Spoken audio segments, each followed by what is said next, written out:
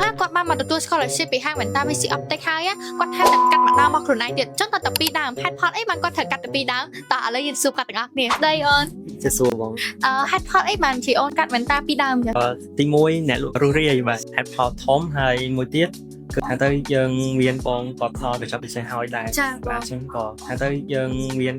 package ផ្សេងៗគ្នាហើយយើងអាចរើសតាមនោះបានហើយសេវាកម្មល្អ ចាបង ដំបូងអរគុណទៅខាងបងម្ចាស់ហាង VC ហើយនិងបងក្រុមការងារទាំងអស់ដែលគាត់បានខិតខំស្វាស្វែងដើម្បីទទួលភ្ញៀវទាំងអស់គ្នាដូចបងឃើញអញ្ចឹងសិស្សច្រើនហើយមកអាចលោបានទាំងអស់គ្នាហើយឲ្យមានភ្ញៀវចូលកាន់តែច្រើនហើយអាចបរិយាការទៅតាមខេត្តផ្សេងៗទៀតមិនធម្មតាក្នុងពេញហ្នឹងឯង ចាបង បាទ អរគុណច្រើនបងអរគុណបាយបាយ